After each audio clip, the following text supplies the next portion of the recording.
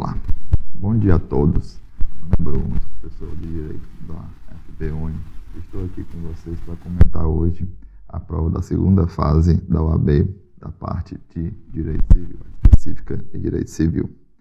Como é comum cair nessa parte, foi cobrada uma peça de apelação. Uma apelação específica, uma apelação de uma sentença que decidiu embargos monitórios, mas que todavia segue o mesmo padrão formal de uma apelação comum.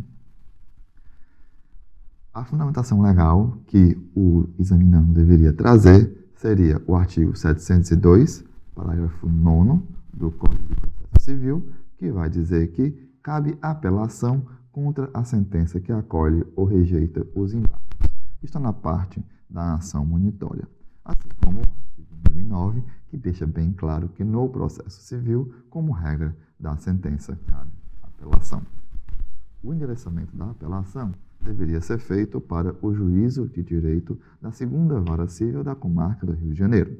O apelante, obviamente, vai ser o João, você vai ser advogado do João, e o apelado vai ser o Daniel. Como a prova pede especificamente, lá no finalzinho da questão, vem dizendo que você deve colocar o último dia do prazo. Então, o examinando vai ter que apontar o prazo e isso vai ser, obviamente, pontuado quando for ser feita, certo, o cômputo dos pontos ao final da prova. Certo? Pessoal, para contar esse prazo, a OAB pelo menos deu uma ajuda, a FGV, porque botou a publicação sendo no dia 3. Então, como a publicação é no dia 3 de junho, uma quinta-feira, o começo do prazo, obrigatoriamente, vai ser no dia seguinte, conforme o parágrafo 3º do artigo 224 do Código de Processo Civil, que diz o seguinte: a contagem do prazo terá início no primeiro dia útil que seguir ao da publicação. E, como todos vocês já devem saber, os prazos processuais no processo civil, como regra, existem algumas exceções, claro, alguns prazos de direito material também, mas como regra os prazos são contados em dias úteis. Podemos ter prazos em horas, sim, mas como regra os prazos são contados em dias e dias úteis. Então, é o que diz o caput do artigo 324. Salvo disposição em contrário, também os prazos serão contados excluindo o dia do começo e incluindo o dia do vencimento. Então, eu não vou contar o dia 3, começo a contar do dia 4. Seria fácil na prova fazer um calendáriozinho, colocando o dia 4 como sexta-feira, e no final você iria ver que o prazo final seria no dia 24 de junho. Mas nem sempre a prova da OAB facilita, e às vezes coloca, por exemplo, um prazo no dia, iniciando no dia 20, e aí você teria que saber se o dia teria 30 ou 31 dias. Para isso tem um truque muito comum que as pessoas geralmente ensinam, que é você fechar as suas mãos, assim, olhando para elas, as duas mãos, e para você saber se o mês tem 30 ou 31 dias, você vai olhando para as pontinhas dos seus ossos aqui das mãos, e você vai vendo. E vai contando. Tanto faz que começa de um lado ou do outro, é irrelevante, certo? Janeiro tem 31 dias, fevereiro 28 ou 29, março tem 31 dias, abril 30 e por aí vai, sucessivamente. Esse truquezinho ajuda você na hora da prova, a caso a OAB cobre realmente esse conhecimento, você ter essa noção, certo? Então, a prova da OAB nesse ponto veio relativamente fácil, porque colocou para o dia 3 data da publicação, dia 4 o início do prazo, então ficaria tranquilo você computar que seria o dia 24, contando os 15 dias úteis, certo? Em relação à formatação da peça, a peça ela deve ser dividida em duas, a peça de interposição e uma peça de razões. Esse é o padrão que usualmente eu adoto. É possível, todavia, fazer em modelo de peça única, algumas pessoas o fazem, mas particularmente eu acho mais elegante a divisão nas peças de interposição e nas peças de razões. Claro que, ao contrário do processo penal, em que eu posso primeiro apresentar a peça de interposição e depois apresentar a peça de razões, em alguns casos, isso tem uma justificativa mais coerente, certo? No processo civil, as razões devem ser apresentadas conjuntamente com a interposição. Portanto, fica mais organizado, mais estruturado você dividir as peças, a meu ver. E, via de regra, a pontuação da prova de apelação, ela vai ser distribuída dando 0,10 pontos para o endereçamento para o juízo correto, que no caso aqui dessa questão seria a segunda vara, certo? Civil da comarca do Rio de Janeiro, e também o endereçamento correto para o tribunal, que no caso seria o Tribunal de Justiça do Rio de Janeiro. Tá bom? Então, pessoal, você vai ter que quem colocou esses endereçamentos corretos, tanto da interposição quanto das razões, já vai ter 0,2 pontos. O nome e qualificação do apelante e do apelado geralmente vão valer 0,2 pontos. A tempestividade, colocada no último dia do prazo, certo? Você colocando todos os argumentos, no caso citando o artigo 1003, parágrafo 5º do Código de Processo Civil, que é o artigo legal que vai indicar qual é o prazo, certo? O prazo de 15 dias para todos os recursos. A publicação ocorreu no dia 3 de junho de 2021 e o termo final para a apresentação da apelação vai ser no dia 24 de junho de 2021, conforme o artigo 1003, parágrafo 5º do Código de Processo Civil, que vai dizer que, excetuados os embargos da declaração, o prazo para interpor os recursos e para responder-lhes, para lhes contrarrazoar, é de 15 dias úteis, certo? Para os embargos, o prazo vai ser de 5 dias úteis. Bom, pessoal, na pontuação, você deve interpor dentro do prazo de 15 dias úteis, ou seja, na peça você deve mencionar que o prazo são 15 dias úteis, você deve mencionar a data final e o último dia do prazo, certo?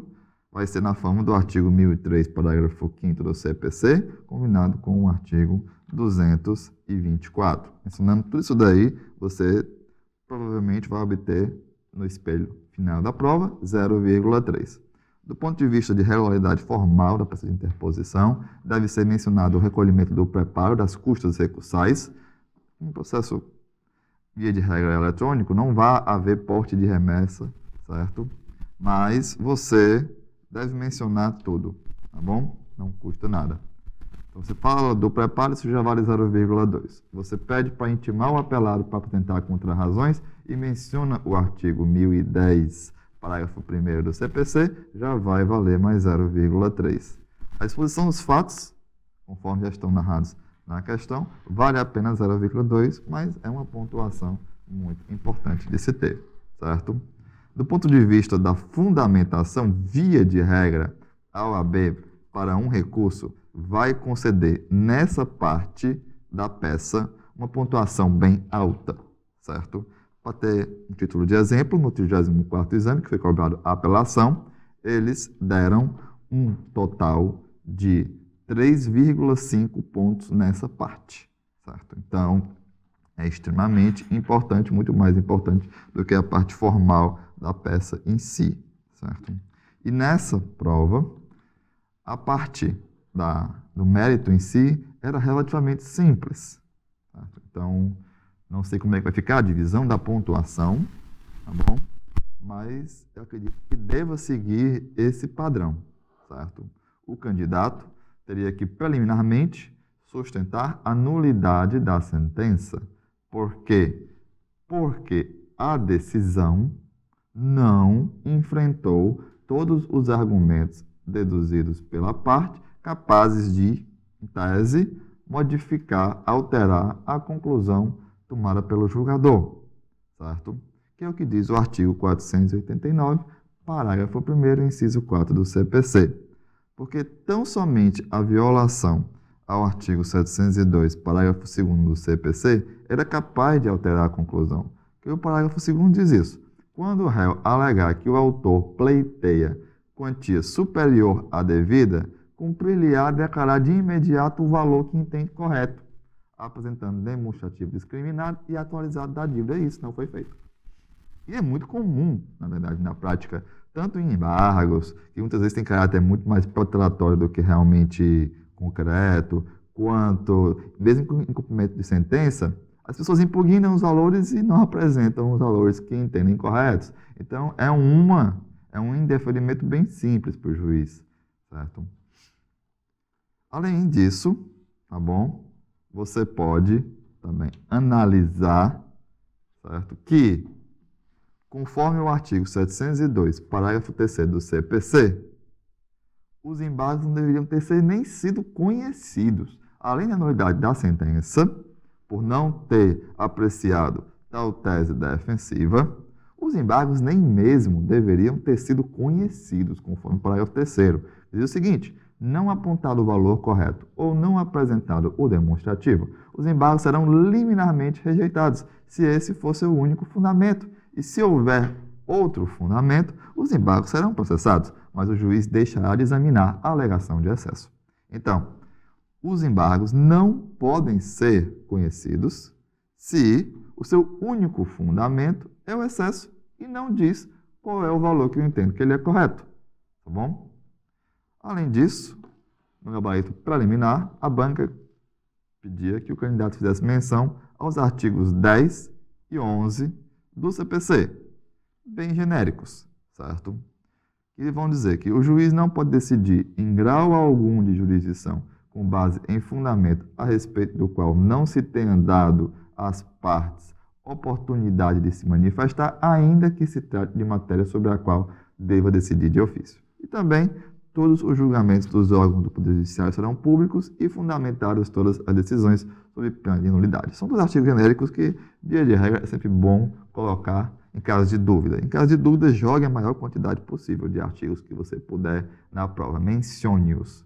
Não precisa transcrevê-los, é crucial mencioná-los.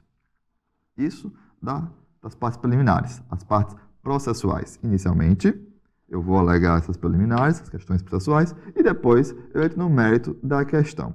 Quanto ao mérito, o candidato deveria saber que a lei expressamente traz a obrigação do mutuário de restituir ao mutuante o que dele recebeu, certo? Então, o artigo 586 do Código Civil é o fundamento legal para a devolução. Por que foi uma ação monitória e não uma ação de execução? Porque não havia assinatura das testemunhas. Poderia ter entrado a parte também com uma ação de cobrança? Poderia, certo? Você sempre vai ter, como regra, essas duas opções, tá bom? Se eu tenho um documento, se ele for um título executivo, eu posso entrar com uma ação de execução e também posso entrar com uma ação de cobrança.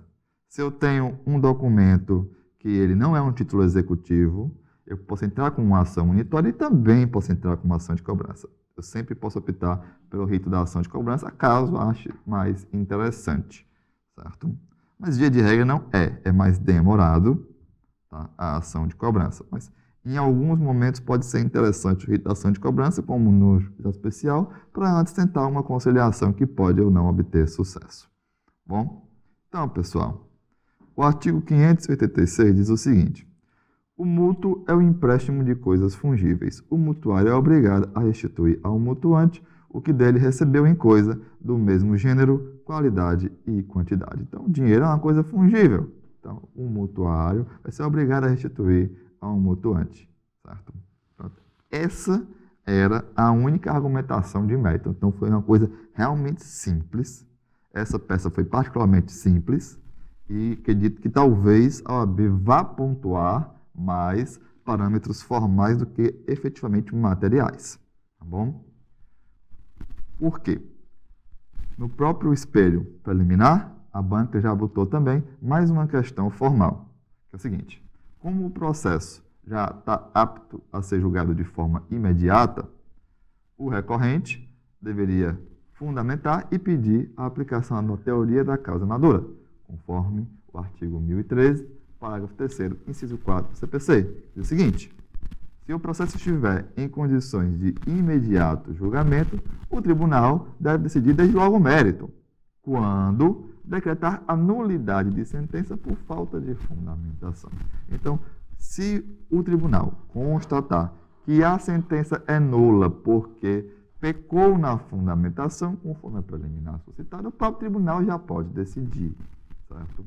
Outras hipóteses também que o tribunal pode fazer isso é quando ele averiguar que tem uma omissão no exame de um dos pedidos, quando ele reformar uma sentença sem resolução do mérito, também quando ele decretar a nulidade da sentença, porque ela não é congruente com os limites do pedido ou da causa de pedir. Ademais, se eu reformar uma sentença que vai reconhecer a decadência ou a prescrição, o tribunal pode logo julgar o mérito de forma também imediata, para agilizar.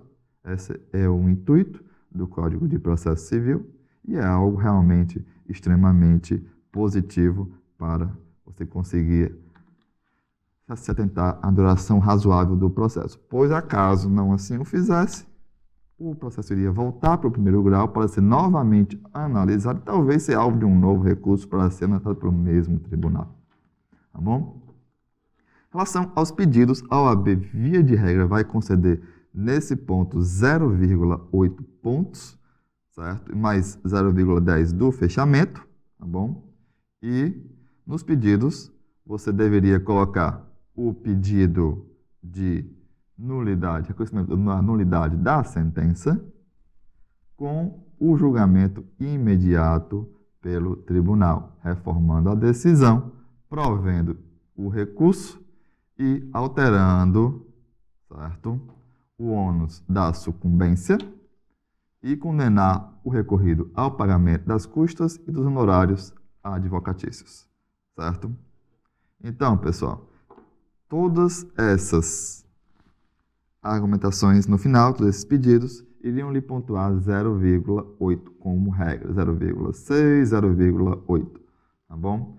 Provavelmente 0,2 pelo pedido de reforma da sentença com julgamento imediato do mérito, provavelmente 0,2 pelo pedido de procedência do pedido, mais 0,2 pela especificação, tá bom? Então, não é só pedir que ele seja procedente, a OAB, ela pede que você especifique o pedido. Então, eu vou dizer, eu quero que seja julgado procedente para condenar a parte a pagar os R$200 mil, certo? Não pode-se nunca esquecer dos ônus da sucumbência, que também valem 0,2, e, por último, o fechamento da peça valeria 0,10, com local, data, assinatura e inscrição da OAB, obviamente sem colocar o seu nome, nem nenhum número que possa identificar a peça. Tá bom? Pessoal, vamos agora para as questões, certo? E nas questões, tá bom? A primeira questão vai trazer uma coisa muito interessante, um indagamento sobre condomínio e sobre uso de áreas comuns. E é uma questão que já foi apreciada pela jurisprudência brasileira por diversas vezes, com decisões conflitantes, mas que atualmente já se encontra de certa forma pacificada, certo?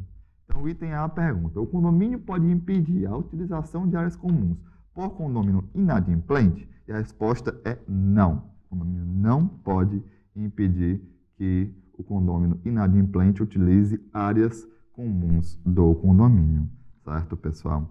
Conforme o artigo 1335 do Código Civil, são direitos do condômino, conforme o inciso 2º, usar das partes comuns conforme sua destinação, e contanto que não exclua a utilização dos demais compossuidores.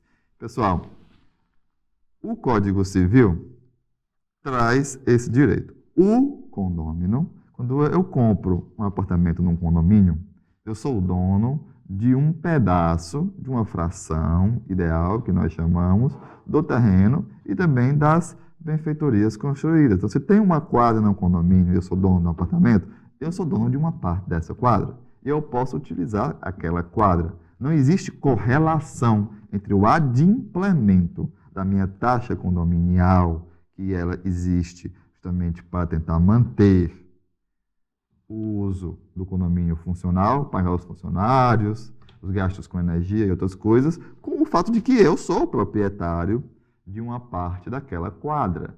Então, eu tenho o direito de utilizar aquela quadra porque eu sou o proprietário de uma parte, não existe correlação com o pagamento. Fora isso, Conforme a jurisprudência do STJ, no RESP 1699022, o ministro Salomão deixou bem claro. O parágrafo 1º do artigo 1336 do Código Civil é claro quanto às penalidades que está sujeito com o condômino inadimplente. E não existe a proibição de uso das áreas comuns. Se normas que restringem direitos fossem interpretadas de forma ampliativa, isso poderia ser extremamente prejudicial para todos. Normas que vão restringir direitos devem sempre ter uma interpretação restritiva, de forma a evitar abusos em sua interpretação. Ademais, o inadimplemento de uma taxa condominial é extremamente desestimulado. Por quê? Porque é uma exceção expressa à impenabilidade do bem de família. Se você não paga o condomínio, você pode perder a sua casa, certo? Então, já é uma sanção bem elevada, não faz sentido colocar uma outra punição. O grande problema, que é comum, é, às vezes, o tempo que demora para que isso venha a acontecer.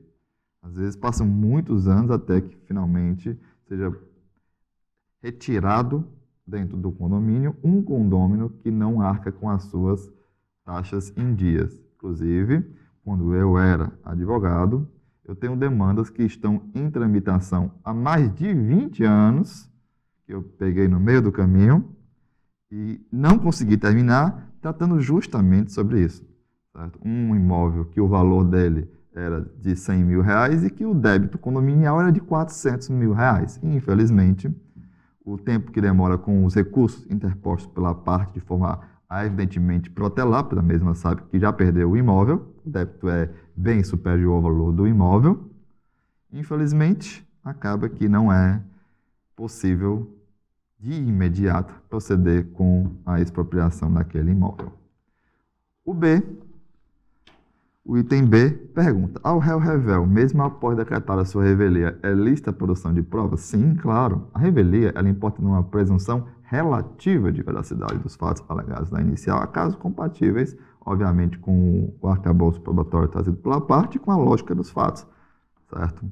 Então, se o réu ele não contesta, mas ele pede uma produção de uma prova pericial, aquela prova pericial pode ser realizada e o juiz, diante daquela prova pericial, pode considerar a revelia. Então, a revelia não é absoluta. Antigamente, ela era bem mais severa a sanção. Atualmente, a revelia não tem esse condão de ser absoluta, quase absoluta, como antes era.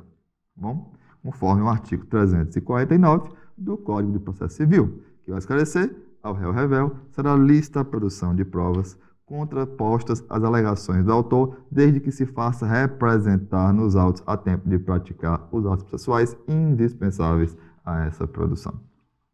Na questão 2, nós temos uma pergunta também razoavelmente simples, tratando sobre contrato preliminar. É muito comum, quando eu vou comprar um imóvel, eu primeiramente fazer um contrato preliminar de promessa de compra e venda. Por quê? Porque demora um certo tempo para poder fazer a escritura pública, depois levar aquela escritura pública a registro, às vezes obter o financiamento bancário, a parte que vai vender vai querer um sinal como regra, certo? Então demora um certo tempo para que essas coisas aconteçam. Então, em virtude desse fato, é muito comum, e é a regra, na verdade, que as partes, quando vão firmar um contrato definitivo para comprar um imóvel, anteriormente fazem um contrato preliminar, um contrato de promessa de compra e venda, que posteriormente vai ser feito por escritura pública, que é a forma que a lei exige. Então, no caso aqui em questão, certo? Foi firmado um contrato preliminar de permuta de imóveis sem direito de arrependimento, sem cláusula de arrependimento. Então, no item A, trazemos a pergunta: na condição de advogado de Marina, indique os fundamentos que ela possa exigir, para que ela possa exigir o cumprimento da obrigação de contratar. Então, pessoal, a resposta aqui é extremamente simples e fundamentado no artigo 462 do Código Civil, que diz: o contrato preliminar, exceto quanto à forma, deve conter todos os requisitos essenciais ao contrato a ser celebrado, e também o artigo 463, que diz: concluído o contrato preliminar, com observância do disposto no artigo antecedente, ou seja, contendo todos os requisitos, exceto quanto à forma, e desde que dele não conste cláusula de arrependimento, que não continha, qualquer das partes terá o direito de exigir a celebração do contrato definitivo, assinando prazo a outra para que o efetive, certo?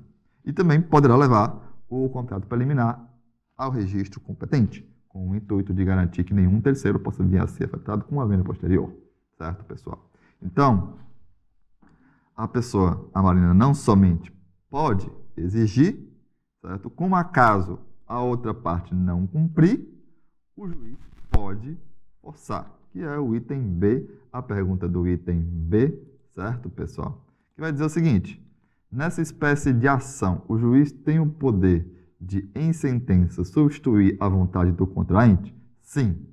O juiz pode determinar que seja efetuada à força a permuta dos imóveis, ou, alternativamente, acaso desejasse a requerente, converter em perdas e danos, conforme o artigo 464 e 465 do Código Civil. A grande vantagem na prova de direito civil, a meu ver, é que o Código Civil é muito bem organizado. Então, ainda que você não soubesse efetivamente onde que estivesse esse tipo de coisa, certo?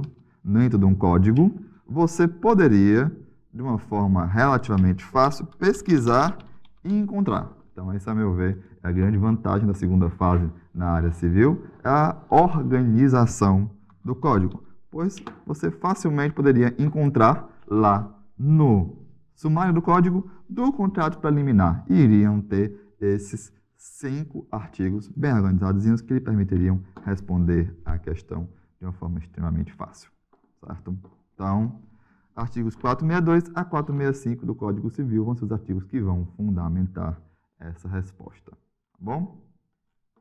Pessoal, a questão 3 é uma questão que versa sobre doação e também extremamente fácil, certo? Eu só acredito que o padrão de resposta da FGV ficou um pouco incompleto, bastante incompleto, na verdade, porque ele traz apenas um único artigo como fundamentação. Vamos lá. Aqui trata-se de uma doação efetuada por um homem viúvo, pai de 3 filhos, que decidiu doar para uma das filhas 90% do patrimônio. Ele pode fazer isso? Não. É uma doação inoficiosa, que vai ser nula, não em sua totalidade, mas na parte que vai exceder o que ele poderia dispor. Tá bom? Então, pessoal, o que é que diz o gabarito da FGV? Então, somente o artigo 549 do Código Civil. Na resposta, talvez, no padrão definitivo, eles vão incluir os outros artigos, que vão ser os artigos que vão explicar o porquê que ele não poderia ter doado 90%. Então, o artigo 549 diz: nula é também a doação quanto à parte que exceder a de que o doador, no momento da liberalidade, poderia dispor em testamento.